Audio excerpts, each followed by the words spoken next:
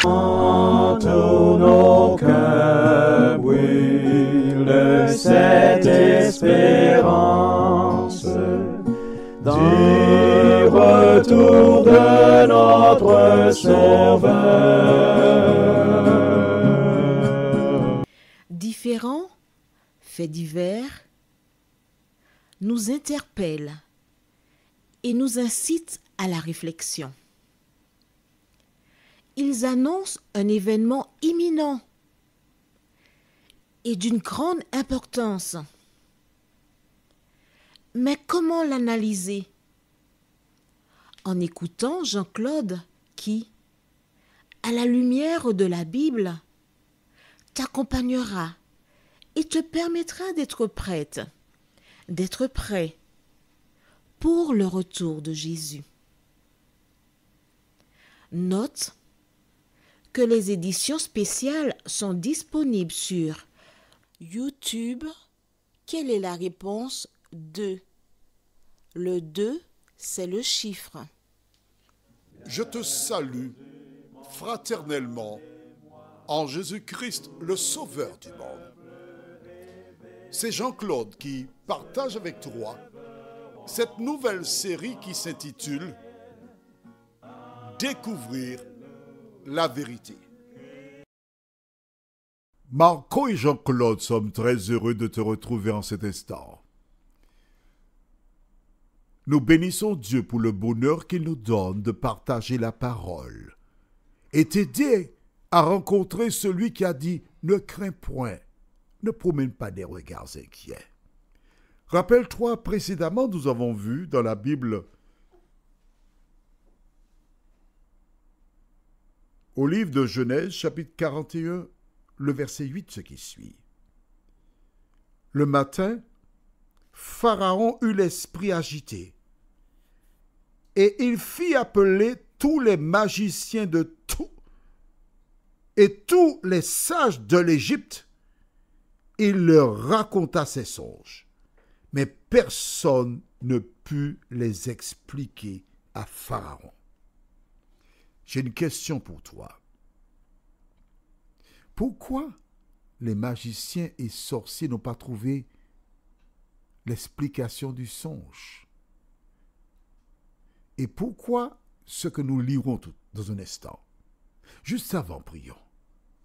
Et voyons ensemble le souvenir. Notre Seigneur, notre Dieu, béni soit ton nom. Béni soit la parole qui nous donne la vie.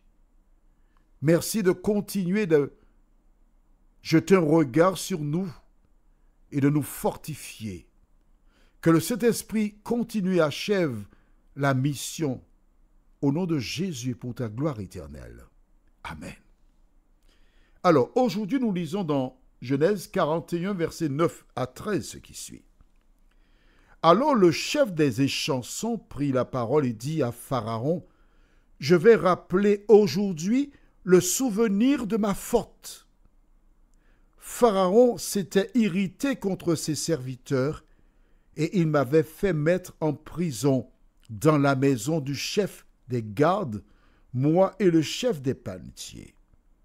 Nous eûmes l'un et l'autre un songe dans une même nuit, et chacun de nous reçut une explication en rapport avec le songe qu'il avait eu. Il y avait là avec nous un jeune Hébreu, esclave du chef des gardes. Nous lui racontâmes nos songes et il nous les expliqua. Les choses sont arrivées selon l'explication qu'il nous avait donnée. Pharaon me rétablit dans ma charge et il fit pendre le chef des panetiers.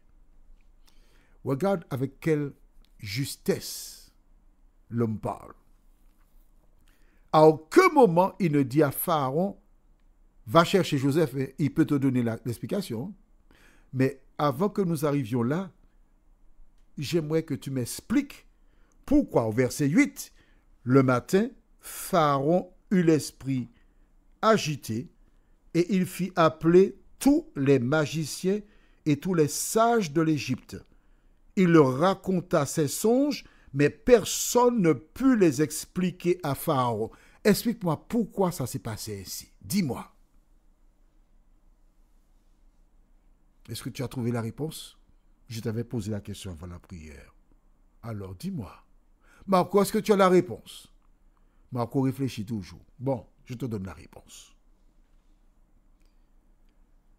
Dieu a permis que Pharaon appelle tous les magiciens et les sorciers afin de donner l'explication. Ils étaient nombreux. Ils ont été incapables de donner l'explication. À travers cela, Dieu était en train de parler au Pharaon. Il était en train de lui dire, tu vois, toutes ces personnes qui mangent à ta table, toutes ces personnes qui bénéficient de tes largesses, toutes ces personnes en qui tu as placé ta confiance, elles sont incapables de donner des explications. Ce sont des inutiles. Toi qui m'écoutes là, pourquoi vas-tu voir un quémoiseur? Pourquoi vas-tu voir un sorcier? Pourquoi vas-tu vers un magicien? Pourquoi vas-tu vers, comme disent les Haïtiens, un bokor ou un grand... Ils ont un autre terme. Bokor. Bon, j'ai oublié l'autre terme. Pourquoi vas-tu là? La Bible te dit que ces personnes sont incapables de donner des explications. Et c'est à ce moment que les chansons qui avaient oublié Joseph, à ce moment que l'Éternel lui dit de parler de Joseph à Pharaon. Note avec moi. Dès que le roi, parce que c'est lui qui versait, qui pressait les raisins pour faire le jus pour le roi, à partir du moment que le roi dit « Ah, j'ai eu un rêve », ça aurait dû faire tilt dans sa tête. Mais non, Dieu n'a pas permis que ça fasse tilt.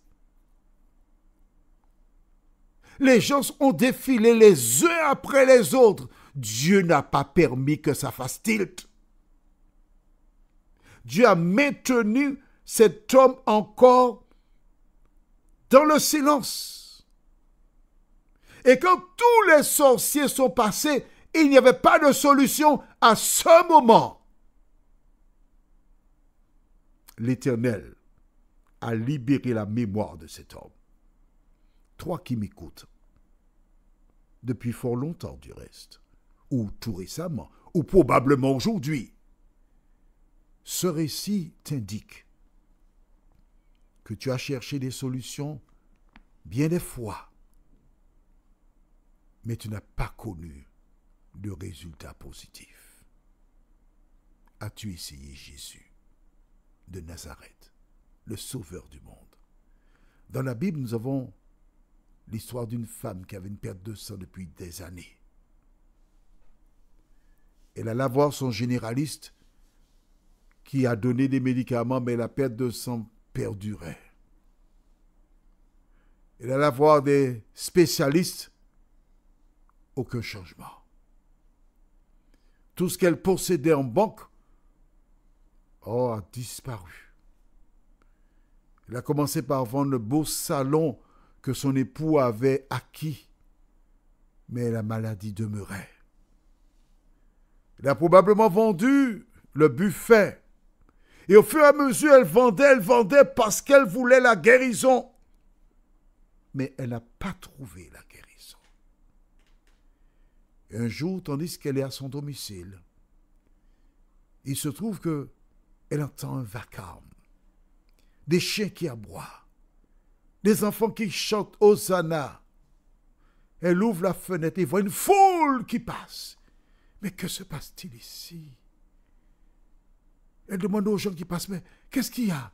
Oh, personne n'ose lui répondre parce que les gens qui sont dans la foule ne veulent pas perdre leur place.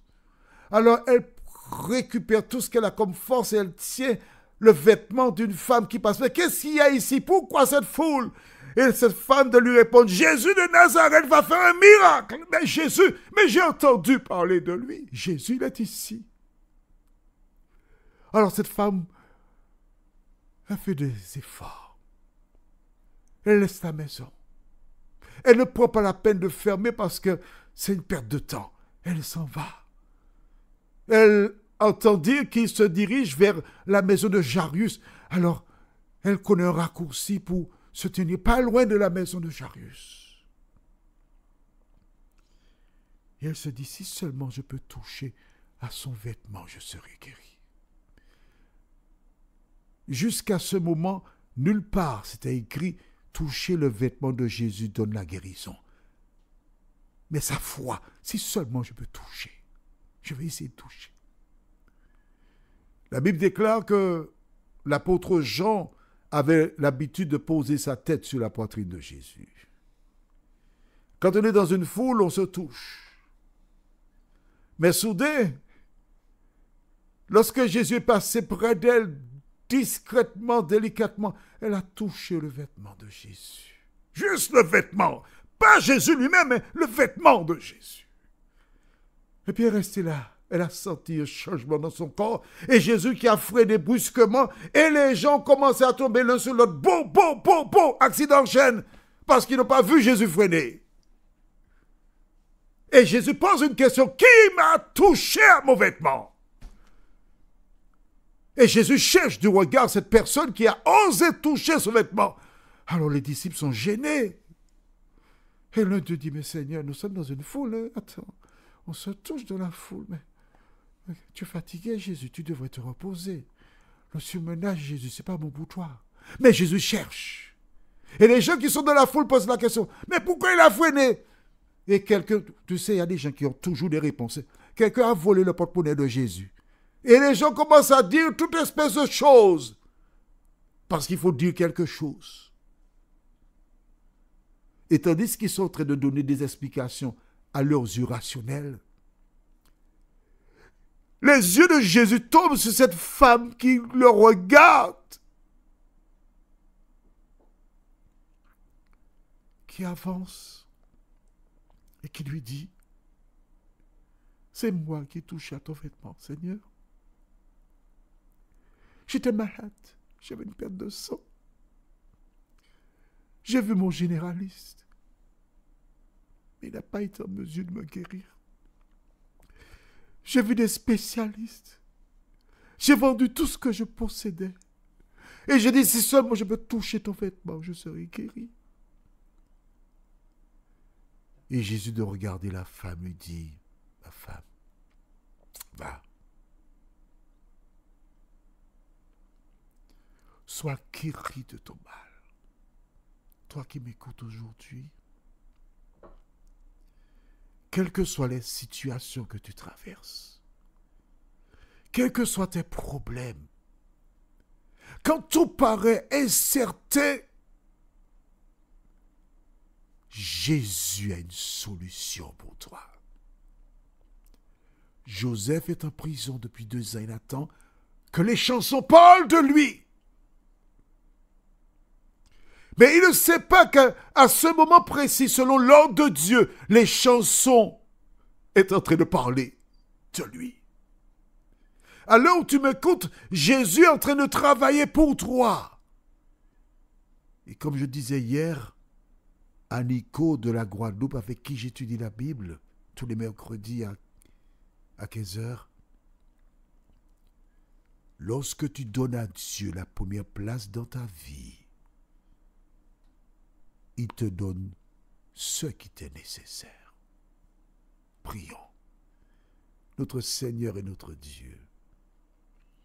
Cette femme, depuis 12 ans, souffrait d'une perte de sang. Joseph était depuis des années vendu comme esclave, en prison. Mais de la même manière que tu as délivré cette femme, tu désires délivrer toutes celles et ceux qui se confient en toi. Merci pour ta présence dans nos cœurs et dans nos vies. Merci de nous transformer, de nous rendre semblables à celles et ceux qui nous ont précédés, qui ont eu la foi, et que rien ni personne ne vienne entre toi et nous.